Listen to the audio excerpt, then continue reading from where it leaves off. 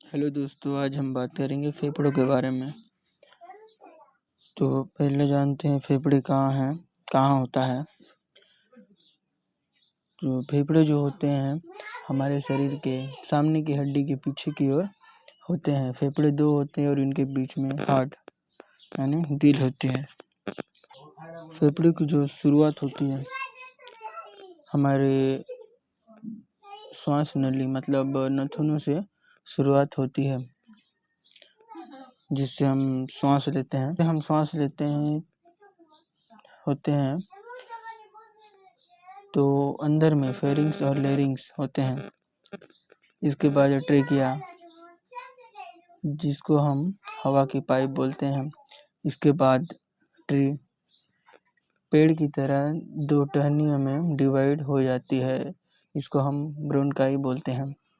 Bronchi क्या करते हैं, दोनों फेफड़ों की ओर पेड़ की टहनियों के समान ब्रोंकियोल्स में डिवाइड हो जाते हैं। इस प्रकार पेड़ में पत्ते होते हैं ना, तो उसी प्रकार एल्वेलाई में डिवाइड हो जाते हैं।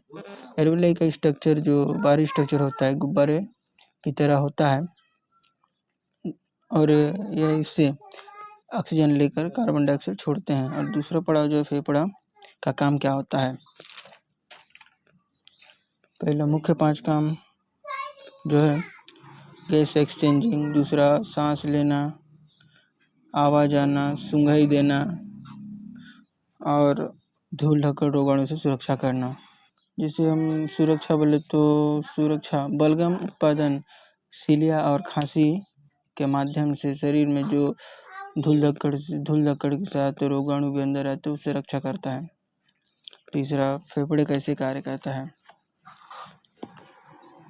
जैसे हमारा जो शरीर है होता है, पेड़ पौधों से ऑक्सीजन लेते हैं और ऑक्सीजन जो होता है,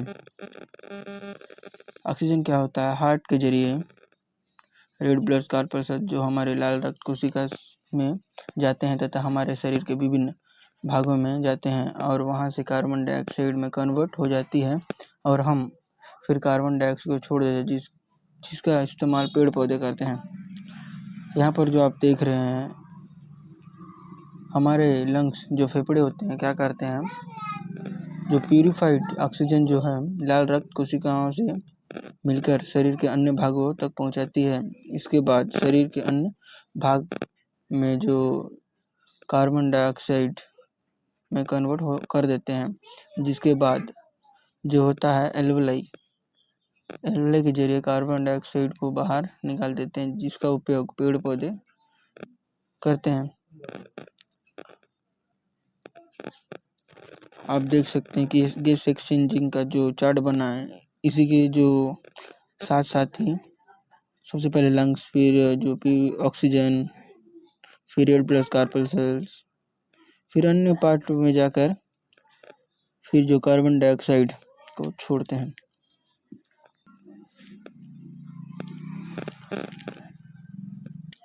और फेफड़ों में जो कौन सी बीमारियां होती है, फेफड़ों में बीमारियां होने के कारण पहला 5 वायरस जो होता है, 5 वायरस, 4 बैक्टीरिया और 1 फंजाई मुख्य कारण होते हैं। और जो कौन से वायरस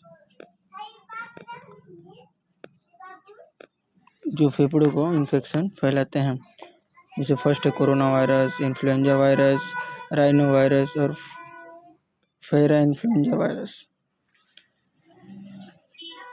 और इसके बाद जो है इसके अलावा 4 बैक्टीरिया भी होते हैं। पहला है माइक्रोबैक्टीरियम टर्बेकलसिस जो टीबी का शिकायत करता है, और दूसरा स्पेक्टिसिस निमोनिया, तीसरा माइक्रोप्लाज्मा निमोनिया और लेजियोनीला निमोनिया। अब एक और फंगस भी होता है जो इन्फेक्शन फैलाता है। इसके अलावा जो अन्य बीमारी भी होते हैं, ब्रोंकाइटिस, जैसे आपको बताया था कि फेफड़ों का एक पार्ट होता है ब्रोंकाइट, मतलब इनके अंदर जो पाइप संरचना होता है जिसके अंदर गैस का एक्सचेंजिंग होता है। इसमें सूजन होने पर ऑक्सीजन जो सूजन हो जाती है तो ब्रोंकाइटिस बोलते हैं। क्या होता है, सांस प्रॉपर नहीं आ पाता है, इसीलिए उसको ब्रोंकाइटिस बोलते हैं। और जो यानी बैक्टीरिया इन्फेक्शन हो जाता है जिसकी वजह से एल्वोलाई में ब्लॉकेड बन जाता है, इसीलिए पूरी तरीके से सांस नहीं ले पाते हैं। इसके अलावा COPD, chronic obstructive pulmonary disease, ये भी एक तरीके का ब्रोंकाइटिस होता है जिसके एल्वोलाई में प्रॉब्लम हो जाती है। इसके अलावा जो है अस्थमा, एलर्जी, फेफड़ों का कैंसर और अन्य जो भी बीमारियां हैं वो होते रहती है। जो फेफड़ों में बीमारियों की शुरुआत कैसे होती है? पहला, छाती में दर्द, खांसी, फेफड़ों कार्य क्षमता कम हो जाना, सांस की तकलीफ, नींद पर्यटन में जो गड़बड़ी होती है, अपर्याप्त मात्रा में भूख, जो भी जो उसकी वजह से भी फेफड़ों को जो परेशानी हो सकती है। और फेफड़ों को तंदुरुस्त रखने के लिए क्या खाएं, जो चार्ट दिखाने वाला हूँ उसी के अनुसार जो है चुकंदर, ब्लूबेरीज, अलसी को दूध या पानी में किसी चीज़ में भी पी सकते हैं। और चुकंदर है जिसके अंदर बहुत ज़्यादा एंटीऑक्सीडेंट जो है जो बहुत ज़्यादा होते हैं। हल्दी, प्याज, लहसुन, फलियाँ, गाजर, अनार, ग्रीन टी, दूध, पनीर, सेव, अदरक, टमाटर, जैतून का तेल, ग्रीन टी, इन सब में बहुत ज़्यादा मात्रा में एंटीऑक्सीडेंट होती है, हमारे जो फेफड़े को तंदुरुस्त रखने का कार्य करता है जो भी है।